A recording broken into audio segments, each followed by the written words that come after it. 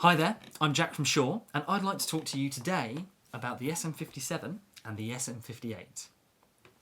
So these microphones are legendary in our portfolio. The design of these goes way back in Shure history to an engineer called Ben Bauer, who we were very lucky to employ in the very early days of our company. And Ben Bauer, on his first day at Shure, sketched out the concept of a dynamic cardioid microphone. And this is something that had never been done before. The principle was that you get a magnet and you wrap copper around that magnet and then put a diaphragm on top of it. And then by displacing that diaphragm, we create a magnetic field that drives the cable, creating sound in our speakers. But the principle that Ben Bauer came up with was this idea that sound could come into the microphone from all angles and we could manipulate the sound off of the primary axis to create a pickup pattern. So what we're doing with our microphones and our stage microphones in particular is we are using audio channels to make sounds arrive at the diaphragm at different times that cancels out sounds coming from the rear of the microphone and prioritises sounds coming from the front of the microphone. So to put that a bit more technically, there is a lot of gain at the front of an SM58 and there is very little to no gain at the back of an SM58.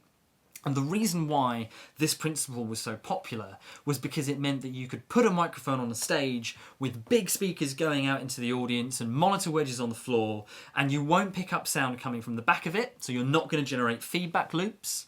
It's very efficient in terms of other sound sources that are in the environment, so crowd noise or drums or bass or guitar, but it's very good at picking up what you point it at, so vocals or guitar cabs or bass amps or whatever it is that you're using.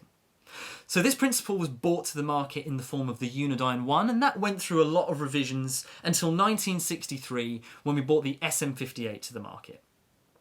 Now, there's a lot of questions about the differences between an SM58 and an SM57. There's lots of rumours. Are they the same coil? Are they different coils? Are they completely alien products to each other? And the fact is that the voice coil in both of these microphones essentially is exactly the same. These two share a lot of similar DNA and they work in a very similar way. So they're both cardioid, they are both dynamic, and they both share the same voice coil. The differences come in the acoustic environments in which those voice coils are built into. So let's start with the SM58. If I take this grill off of the SM58, we'll see something that looks kind of similar to an SM57, but obviously this plastic bit doesn't move. We have some foam at the top here as a pop shield. And essentially, what an SM58 gives us is a classic vocal microphone design. So the diaphragm itself is right up against the pop shield, right up against where you sing into, so it's very, very close. And the acoustic channeling that I described earlier is designed in such a way that we have a fairly wide cardioid pickup. It's not massive, but it's still fairly wide. Frequencies from the back are very efficiently rejected. And the frequency response itself is tailored to be very good for vocals, so we have quite a smooth top end. And dynamic vocal mics, all dynamic vocal mics, regardless of where they sit in any portfolio whatsoever, share a few characteristics. So if I take this and put it right up to my face, right up next to my mouth, I get something called the proximity effect. And in SM58, the proximity effect is very pronounced because that diaphragm that we saw earlier is right up against my face now. And that means that the low end dramatically increases and the rejection of everything else dramatically increases as well. So we're able to get a really good vocal sound, a really clean vocal sound without a lot of extraneous stuff coming in by being very close to the microphone. And that allows us to drive preamps, it allows us to process that sound how we want to. We can do a lot of things with it. It turns into a very versatile product. The SM57 works in a very similar way, but the acoustic design that it's sitting in, the acoustic design that the coil is sitting in, is slightly different. So now the actual diaphragm itself is sitting further away from the grill that we have on top here. The other thing that you'll notice is that this ring rotates. This is a design feature. It's very much supposed to rotate. And this is all playing into the fact that we have built the coil into a very different acoustic environment, and the results are we have a slightly tighter cardioid pickup pattern in the SM57. And because of the acoustic principles and the way the shock mount system works, the frequency response is a bit different as well. So I have a bit more top end response in the SM57. There's a little bit more detail going on in the top end. And that makes this particular microphone really well suited for instruments. So this became legendary for snare drums, guitar cabs. Just the sound profile and the frequency profile of this is very musical in and of itself. So you can put it in front of almost anything, not have to do much to it, and because the frequency response is quite musical, it will just sound great no matter what you put it in front of. So as a rule of thumb, this is to be used for vocals, this is to be used for instruments, but I would put a caveat in there.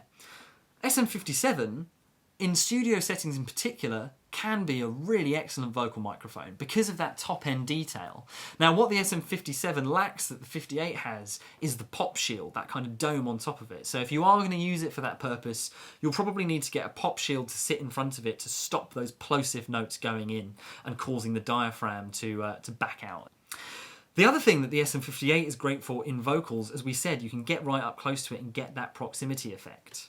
And there is another mic technique that has become very popular, particularly among the rap and metal community, of enclosing your hand around the SM58.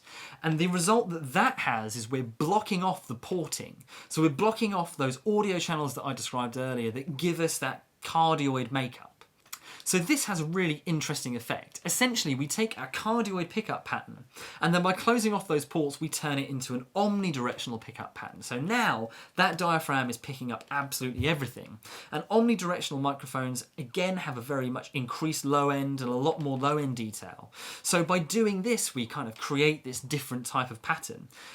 But be warned, this mic technique sounds interesting and it can sound really dramatic for beatboxing and metal vocal and rap vocal, but to engineer with, it's really challenging because by making that cardioid pickup pattern into an omni, we're back to being the slave of the other sound sources on stage. So particularly wedge monitors or front of house PA speakers will be picked up by this microphone now, and it will cause feedback loops.